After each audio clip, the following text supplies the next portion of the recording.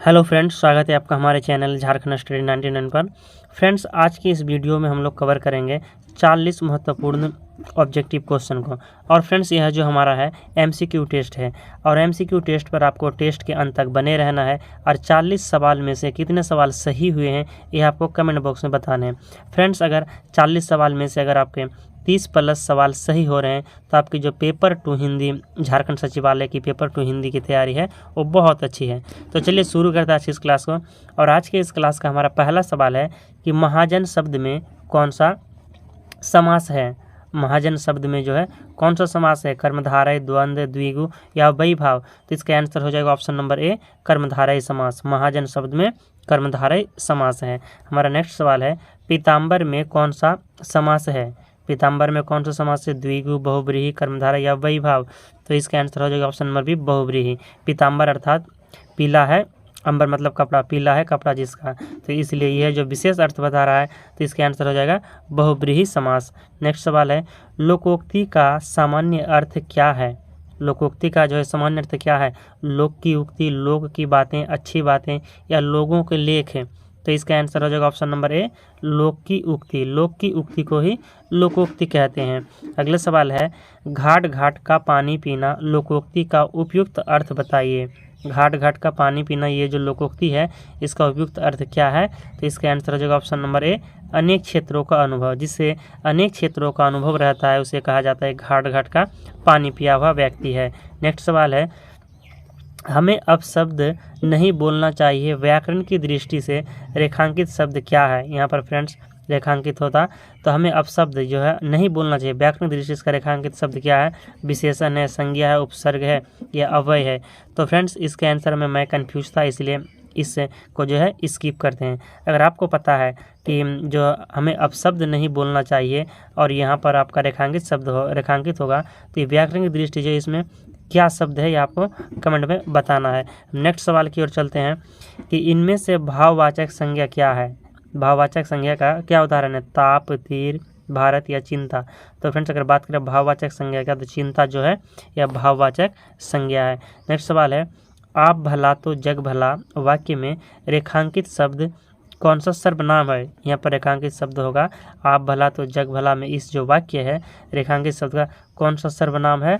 तो इसका आंसर हो जाएगा ऑप्शन नंबर बी, निजवाचक। इसमें जो है निजवाचक सर्वनाम का उदाहरण है, निजवाचक सर्वनाम का आप भला तो जग भला।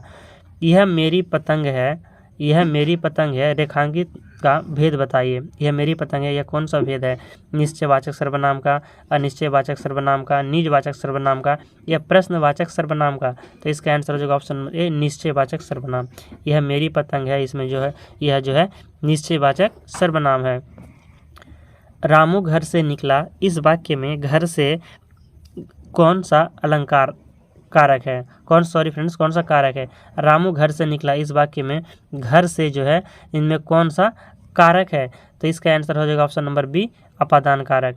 यहाँ पर फ्रेंड्स घर से निकलने की बात हो रहा है, जहाँ पर अलगाव की बात हो तो वहाँ पर क्योंकि फ्रेंड्स अपादान कारक का चिन्ह होता है से और करण का भी होता है से, तो यहाँ पर अपादान इसलिए हो जाएगा क्योंकि घर से मतलब कि बिछड़ाव का प्रयोग हो रहा है, यानी घर से दूर जा रहा है, यानी बिछड़ने पे अपादान कारक लगेगा और जब संबंधित हो तो उसमें करण का से कारक लगेगा। तो यहाँ पर हो जाएगा अपादान कारक कि रामू घर से निकले इस वाक्य में जो घर से जो है अपादान कारक का उदाहरण है। नेक्स्ट सवाल है निम्नलिखित में से कर्ता कारक वाला वाक्य छांटिए। कर्ता कारक वाला वाक्य जो है क्या है। तो इसका आंसर हो जाएगा मोहन को जाना है, मोहन को जाना है, यह जो है कर्ता कारक वाला वाक्य है। निम्नलिखित में विशेष पद क्या है।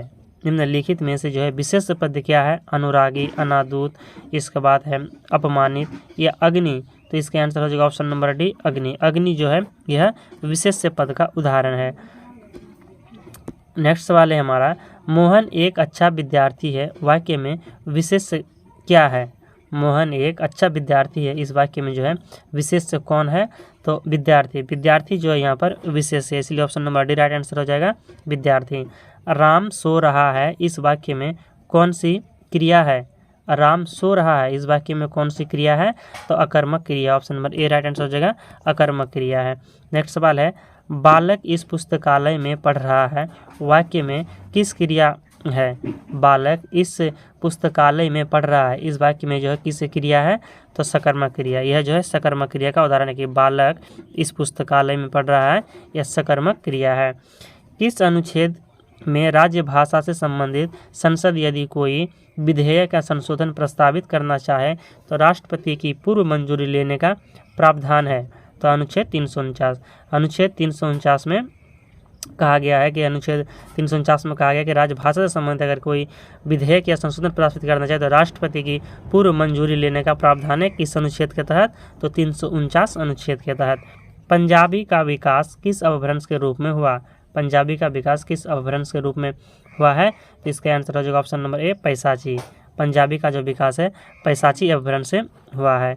अगला सवाल है, संविधान के किस भाग में हिंदी को भारत की राजभाषा कहा गया है? तो बहुत इजी प्रश्न है फ्रेंड्स, तो भाग 17। भाग 17 पे जो है राजभाषा का उल्लेख है, इसीलिए इसका आंसर हो जाएगा राजभाषा। संविधान के किस भाग में हिंदी को भारत की राजभाषा कहा गया है, तो भाग 17 हो जाएगा। नेक्स्ट सवाल की ओर चलते हैं। हमारा नेक्स्ट सवाल है, हिंदी किस भाषा परिवार की भाषा है? तो हिंदी जो है भारोपीय भाषा परिवार की भाषा है। Option number B right answer हो जाएगा। हिंदी किस भाषा परिवार की है, तो भारोपीय भाषा परिवार की है। नेक्स्ट सवाल है, निम्नलिखित में से कौन सा शब्द तत्सम नहीं है? उपखाना, नायक, गायक या शावक? तो इसका आंसर हो जाएगा ऑप्शन नंबर ए, उपखाना। उपखाना जो है यह तत्सम नहीं है, जबकि नायक, गायक, शावक ये है तत्सम शब्द है। तो आपको याद रखना है उपखाना तद्भव है। आम चुनाव शब्द क्या है? योग रूढ़, द्विज शब्द, रूढ़ या तद्भव? तो इसका आंसर हो जाएगा ऑप्शन नंबर 20 का हो जाएगा बी, द्विज शब्द। आम चुनाव जो है द्विज शब्द है कि दो शब्दों से मिलकर बना है आम और चुनाव से, इसलिए यह हो गया द्विज शब्द। नेक्स्ट सवाल है, अर्थ परिवर्तन की दिशाओं के कितने प्रकार होते हैं? 7, 4, 5 या 3? तो अर्थ परिवर्तन की दिशाओं की बात करें तो अर्थ परिवर्तन की दिशाओं के 3 प्रकार होते हैं। Option number D right answer हो जाएगा 3। अर्थ परिवर्तन की दिशाओं के 3 प्रकार होते हैं। अगला सवाल है, उपयुक्त का उपरोक्त किस दोष के अंतर्गत आएगा? फ्रेंड्स, अगर आप उपयुक्त की जगह पर उपरोक्त लिख देते हैं तो इसे किस दोष के अंतर्गत आएगा? इसे कौन सा दोष कहेंगे? प्रयत्न, लाघव, लिपि की अपूर्णता, अज्ञान या ऑप्शन नंबर डी? फ्रेंड्स, यहाँ पर डी तो कट हो गया है, तो इसका क्या हो जाएगा आंसर? प्रयत्न, लाघव, लिपि अपूर्णता या 3? यहाँ पर 3 ऑप्शन में से क्या सवाल हो जाएगा आपका? तो यहाँ पर हो जाएगा ऑप्शन नंबर सी, अज्ञान। उपयुक्त का जो उपरोक्त अगर हम लिख दे रहे हैं या पढ़ दे रहे हैं तो यह किस दोष के अंतर्गत आएगा? तो अज्ञान के अंतर्गत आएगा। नेक्स्ट सवाल है, काव्य हेतु है। काव्य हेतु क्या है? तो इसका आंसर हो जाएगा व्युत्पत्ति, प्रतिभा, अभ्यास करना, ये सभी। तो ये सभी आंसर हो जाएगा। काव्य हेतु जो है व्युत्पत्ति, प्रतिभा और अभ्यास करना, ये सभी काव्य हेतु के अंतर्गत आता है। वही मनुष्य है कि जो मनुष्य के लिए मरे, कौन सा अलंकार है? इस पर जो है कौन सा अलंकार है? लटानुप्रास, यमक, छिकानुप्रास या वृत्त्यानुप्रास? तो इसका आंसर हो जाएगा ऑप्शन नंबर डी, वृत्त्यानुप्रास। वही मनुष्य है जो मनुष्य के लिए मरे, इसमें अलंकार की बात करें तो वृत्त्यानुप्रास अलंकार है। ऑफ ग्रामेटोलॉजी के लेखक कौन है? ऑफ ग्रामेटोलॉजी के लेखक कौन है?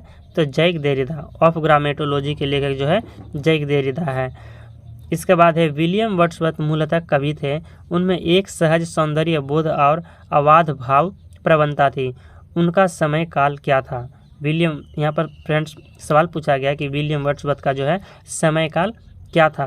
तो इसका आंसर हो जाएगा 1770 से 1850 ईस्वी। विलियम वर्ड्सवर्थ का काल की बात करें तो 1770 से 1850 ईस्वी था। अमेंडमेंट के लिए सटीक हिंदी अनुवाद क्या है? यानी अमेंडमेंट का जो है हिंदी क्या होगा? प्रशोध, शोध, संशोधन या समाशोधन? तो इसका आंसर हो जाएगा ऑप्शन नंबर सी, संशोधन। अमेंडमेंट यानी बिल जो पास होता है संविधान पे, संसद पर, तो आपको मालूम ही होगा कि अमेंडमेंट का मतलब होता है संशोधन। हमारा नेक्स्ट सवाल है, प्लेटो को दर्शन का पोप किसने कहा है? प्लेटो को दर्शन का पोप किसने कहा है? तो इसका आंसर हो जाएगा ऑप्शन नंबर ए, कैटलिन ने। प्लेटो को दर्शन का पोप कैटलिन ने कहा है।